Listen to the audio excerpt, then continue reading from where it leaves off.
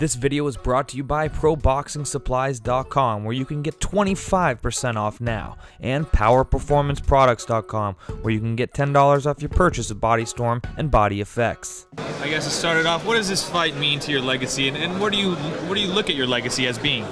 You know, I think this fight is 15 years in the making. I'm ready to go on. I'm ready to go on in life. Instead of using my brawn, use my brain. I'm excited for it. I'm excited to see what I can challenge myself to the next level. You know, I've done everything I want to do in mixed martial arts in the UFC. You know, winning world titles, defending more than any light heavyweight's ever done. You know, and my legacy, I think of being an inspiration to a lot of people's lives that watch UFC, and it's sports in general. And surgeries I've gone through and able to accomplish the things I have, the ups and downs of life, you know, relationships, you know, business guys. So much stuff I've been through that's made me learn to be a man. And I'm thankful for everything that I've had because of my fans who've supported me through the last 15 years. Through ups and downs, you know, valleys and heavens. And I look back on it as I've accomplished a lot of things that I'm really lucky. You know, as I said at the press conference, that, you know, I had three choices: dead, prison, or where I am right now. I'm thankful because it shows what hard work and dedication can really achieve. Well, UFC's been your home for the last 15 years. What are you going to miss most about being with the UFC? All you guys, of course. I don't know, walking out, fighting, the fans. I think it's a mixture of everything. I know I just have such love for fighting. Actually, not for fighting, for competing. I love to compete. I don't like to fight, but I love to compete. I love to challenge myself each and every training session, each and every, you know, camp to get the most I possibly can out of it. So when my hand is raised, I look back and I go, wow, I'm pretty lucky. I'm really lucky. What are the challenges you're looking forward to embracing then outside the octagon after you finish? Maybe some acting. That's a huge challenge. Huge challenge. I've done some small flicks, and it's not what it's all cracked up to be. You know, they say it's easy, and no, it's not easy. I got to do acting classes. You know, probably get some privates for 6, 7 months, 8 months, a year, however long it takes. But I think I should, you know, transition into it very well. It just takes repetition, takes confidence, and just building, you know, a character that you fall into on the best level I possibly can. So it's a challenge. Have you thought about pro wrestling at all? Pro wrestling? No, I've done my sport. UFC, I'm a fighter, man. I've done my sport. Pro wrestling, that was before. I went to WrestleMania before when I was the world champ, and I saw what the Hardy Boys and the Dudley Brothers do to each other, and I was like, I'm cool. I'd rather put my fist up and know when I'm getting punched and know when I'm punching somebody to have to do a repetition over and over again. My body couldn't take that damage anymore. Are you getting tired of all these things?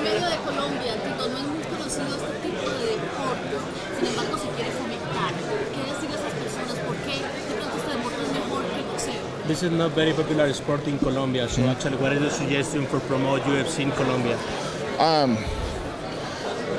I guess getting on TV stations in Colombia to educate the fans on what this sport is truly about. And I think we're doing it well here in the United States and in other continents across the world, and it's just another country that we'll do well in. Existan canales en Colombia que puedan fomentar el deporte, que lo puedan ver, la gente que pueda ir a Estados Unidos para ver el deporte, eso seguirá creciendo en Colombia. Is better than boxing? Of course. You're here, right? ¿Estás aquí? Claro. Thank you. Tito, with all your great rivalries here in the UFC, maybe your greatest opponent in some aspects has been your back troubles. Over the years, how have you had to modify your training technique and maybe for that matter, your fighting style to work around that competition? I think after the back surgery I had in general, I was challenged from the first year, you know, after 3 months of hell. I mean, literally, I'd get out of bed crying, going, what did I do to myself? And then at that 3-month mark, I started believing, going, you know what? I gotta stop dwelling on the negative and just think of positive that I'm gonna be okay. My doctor says, Tito, you're gonna be okay. You know, Dr. William Smith out of here in Las Vegas, and Valor, his assistant, who's helped me so much in the things in training. And because there's been little hiccups, little small injuries that come about because of it, but just getting my core strong. And I worked really hard to do that, and believing in myself, you know, just believing and just working as hard as I possibly can to get over some of the challenges and some of the roadblocks that I had after back surgery. And it was difficult, but I did it. I'm thankful. And talking about life after fighting, you were talking about some acting, but I think your stints on The Ultimate Fighter as a coach showed that you might have been one of the more relatable coaches in the show's history. We see Tito Ortiz doing some coaching after fighting. There's a possibility in that. You know, I want something to challenge me. You know, coaching, you're not really getting too much out of instead of making world champions. I want something to challenge me every day where I'm something to better myself, and I get better others by helping also by lending some views that I've had through my career, as I do now. I have a couple guys actually I train at Punishment Training Center. Ricardo Abreu is a 185-pounder who's 3-0 right now, and he's tough as hell. And he's actually wrestling at the UFC Expo on Saturday against Dean Lister. And that's a challenge. If he could get that win right there, I mean, that shows that he's one of the greatest, or one of the best in jiu-jitsu. And he is. He's really, really good.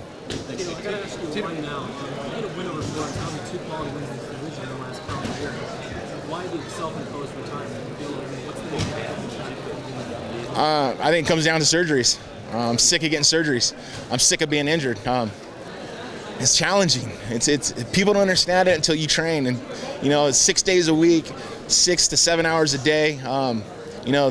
3 to 4 months at a time. Maybe take a month off after a fight, but then get right back in the gym and train again. Mentally, it's very, very challenging. It's very demanding on my body, on my mind, and on my my relationship, my family. And I've been doing it for 15 years. I've done what I wanted to do. What else do I have to achieve? I've been a world champion. I've been the highest grossed pay-per-view sale. I've done everything I ever wanted to do. I have the most consecutive times appearances in the UFC, Octagon consecutively, and I've done everything I wanted to do. Now it's time, like I say, instead of using my brawn, I want to use my brains. I think I have a little intelligence left, so I want to use it to its fullest for sure. Are you going to continue training, periodically after? Yeah, of course. I'll take about a month off, but I don't want to get out of shape and get all fat. I don't think I can get fat, but I ain't gonna sit there and not do anything. I mean, I always want to stay in shape. Less hard sparring sessions though. No sparring sessions. I'll be unless it's with my guys who I train. I'll spar with them a little bit, but I'll keep away from getting punched in the face. I want to save my brains. That's for sure. Tito, you are the big legend of the UFC. Hi, I'm from Brazil. You're from Pânico here. What do you think? Beautiful nose right here. Yeah, it's a big. Would you like to punch me? Yeah. No, dude, are you crazy? What do you think? Scared of see that? Yes, shit? I'm scared. What do you think about the Brazilian fighters? It's toughest in the world. It shows. You see, they sacrifice a lot to be the best. Yes. And when they come from nothing, they want to achieve more to show how good of a fighter they truly are. And they show it each and every time. And the fight Anderson versus Chelsea, do you believe who will win? It'll be a tough fight. I think it'll be a really tough fight. Chael got to put his hands on Anderson. Some money, what? You I gamble? Yeah. I don't know. I'm a gambling man. I'm in Vegas. I guess I'd bet on Chael just because I'd make some money. But yeah, you never know, man. This sport is just, like I said, the last time Chael and Anderson fought, Chael was kicking his ass, and then all of a sudden Anderson pulls off a submission and wins the match. You never know in the sport. We have big fights like Minotauro, your last fight, you lost. And he's one of the greatest. To Minotauro here. Yeah. What's up? He's one of the greatest, man. Come on. Here. Yeah, for sure. Nice to meet you. We got him. Okay, thank you.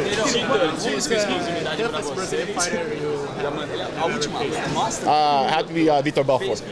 Yeah, by far. I beat him in a split decision.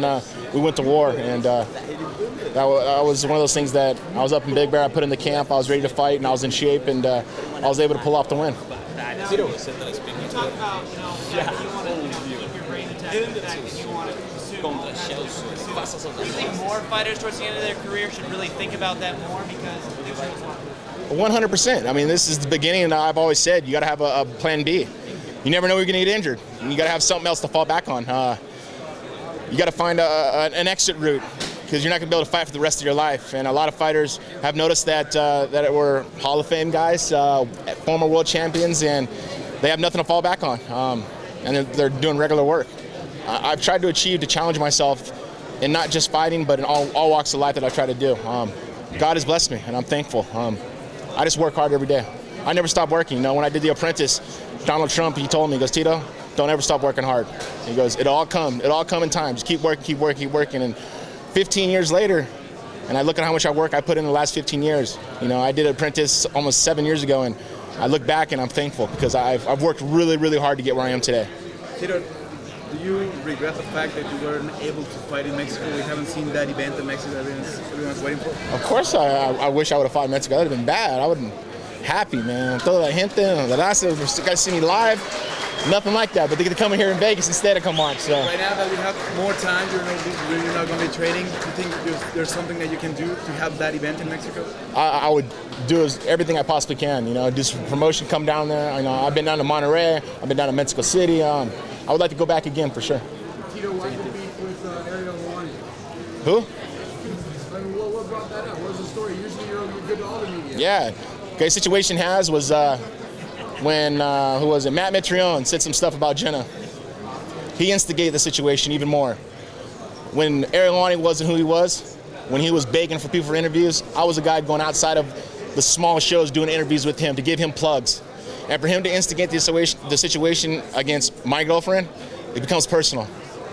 Don't mess with my family. I never forget. I hold grudges like no other, and I'll hold that grudge till the day I die. So no bearing in the house. Nah, for what? Guys like that who just suck off his fighters, become famous, become the next recognition, and you're gonna make fun of a guy who's paved the way for his job to be where he is? Disrespectful, man. It's not cool. They had a big apology on his show the other day, actually, towards you. I know you didn't see it probably, but they did apologize, both of them. Yeah, I met Mitrione. He came to me actually here at XS, and he apologized to me, and I said, cool, thank you very much. But I mean, for you guys as press, us fighters, we just put our time out. We give you guys what you want to hear, and I open the doors when I'm in Big Bear.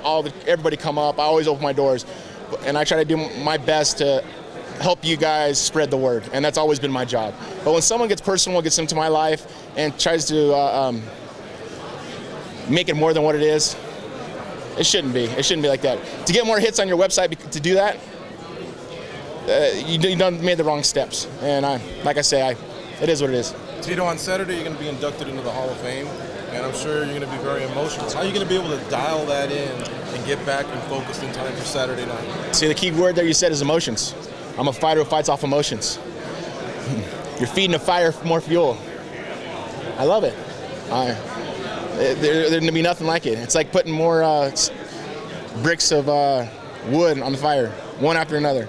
And it just feeds into me. I'll wake up at 11 o'clock, be there by 11:30, get to eat, make weight, no problem, hopefully. Actually, I should make weight, no problem at all. It's emotion. I'm emotional. I'm an emotional guy. I wear my heart on my sleeve like no other, man, and I'm excited. I'm just very lucky and thankful that they inducted me to the Hall of Fame. Would you rather be on another occasion as opposed to before a fight? UFC does their own decisions. I have no decision on before or after. Like I say, it's fuel to feed the fire. Cool. They did it as they're doing it, and I'm happy for it. Tito, last question. Earlier parts of the UFC had the Pat Middleton. Now we have Red Jackson. Do you see yourself? You were very successful as a coach at the Ultimate Fighter. Do you see yourself being the next big tournament? Maybe. I don't know. I think that road hasn't been even drove down yet for me. I have a couple guys who I work with right now. Working with Jason Perillo with my boxing, me and him, we see eye to eye in everything we do. I know my wrestling, I know my jiu-jitsu, I know my Muay Thai. He helps me out with my boxing and just motivation. But I don't know. I'm still young. I still got some other things that I want to do still. Thank you, guys. I appreciate all your guys' support. Watch UFC 148 as I take on Forrest Griffin, fight number 3, kicking some ass. This video has been brought to you by Boss Rutan's O2 Trainer. Get yours at o2trainer.com.